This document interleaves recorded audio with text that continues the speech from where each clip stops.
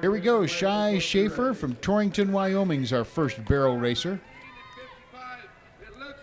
You can see her really checking that horse up around the turns, but she keeps going just as fast as she can on the straightaways. That's exactly what she needs to do, and it looks like it's going to get her a pretty good time.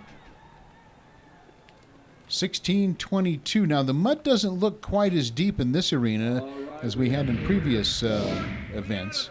I mean, it's still quite muddy, but not quite as deep. Hannah Edwards here from Las Vegas, Nevada. Have you ever ridden in mud like this, Jen? Yes, I have. You always run into it somewhere along the road, and you just got to make it work. Hannah Edwards' horse doesn't look like she's handling it quite as well as some of the other horses, but she still comes out with a great time of 16:46. Yeah, not bad. She's smiling.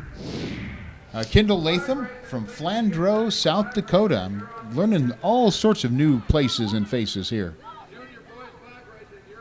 See, her horse stumbled kind of on the backside there, but she's going to make up for it. Almost sliding a little bit. Can't get quite the grip, maybe. Yeah, especially with big horses like that. They really have trouble. 17:25 for Kendall. She lost her hat, too. That's kind of a bummer. That is a bummer. Jenna Wagoner is next. She's from Fowler, Colorado, just down the road here. Jenna Wagner has a heck of a barrel horse here. She's been riding him for a very long time, and these two are quite a pair. Even in the mud, she's really making it work for her. Yeah, 15:63, nice time. Now, in an event like this, would it be better to be first or last, do you think, as far as the condition of the arena goes? Oh, I don't know. That's really hard to say because when it's this bad, they don't rake the arena between the barrel racers like they normally would. Gotcha. So, Christy Steffs from Vail, South Dakota. She's turning for home with a pretty good time, it looks like. 15:97, not too bad. The horse gave her a little bit of extra oomph at the end. Yeah, he did. He stepped it up there. Amy Dykert, Spearfish, South Dakota. We've seen Amy before. A little bit, even the horses are sliding a little bit here. Yeah, all the horses have slipped on the back sides, but that's one of those things. As long as all the horses are doing it, it's not really going to affect your time. It'll put you in contention either way. Right. 16:02 for Amy. You can bet that the busiest place in the on the fairgrounds later in the afternoon was where they washed the horses. I'd say so. Here's Hallie Scott from Rye, Colorado, coming in. Hallie's got a good start. Nice looking horse, too. Yeah, she has a really nice horse. I've seen her at a lot of barrel races locally, and she really does well on him.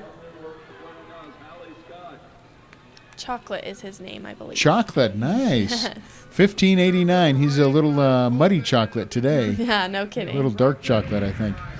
All right, Taylor Engesser, Spearfish, South Dakota Cowgirl. We've seen her quite a bit. She's kind of doing an opposite thing there with the barrels. Spearfish must be a pretty common place for these barrel racers. There's two of them that have been here in the championship round with. All right, 16:04. She's not completely happy with that, but still not too bad. Okay, Shelby Vinson, our first competitor in junior girls barrel racing, Worthington, South Dakota Cowgirl. We got the mud in the arena again and standing water, too. Yep, and you can see she really has a hold of that horse's nose going into her barrel. She's trying to get him to rate off a little earlier and make sure he knows that barrel's coming, so he needs to slow down. 16:15 for her. That's a pretty good run considering the conditions. Yeah, absolutely. That's not bad at all. All right, Allison Lucas, Jordan, Minnesota. Got her first barrel down, heading to second. Oh, that's going to cost her, 5 seconds, right, Jen? Yep, every barrel down is 5 seconds. And it's really tough to be in the contention still. Of course, you still got to push your horse through that pattern just because there might be other girls that hit barrels, but usually once you have that 5 seconds tacked on, you're out of it. Okay. Especially when you get to the finals, I'm thinking. Ellie Eagles from Center, Colorado.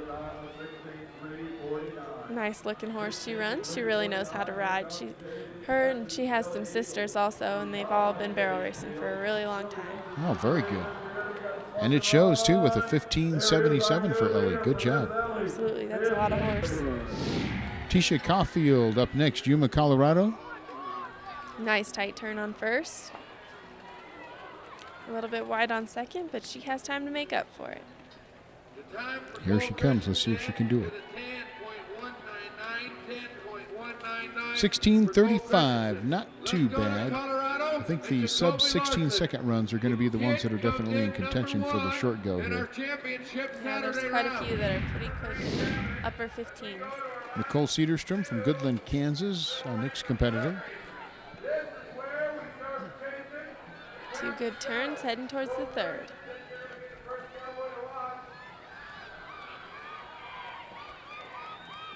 For barrel racing, they call this the clover leaf pattern, and you can either make one right and two lefts or one left and two rights.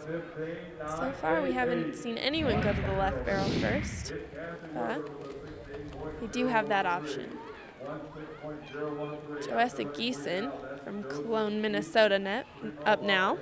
And you can go around either barrel once you get to it either way too, right? Well, if you turn to the right first, you have to make two left hand turns. Gotcha.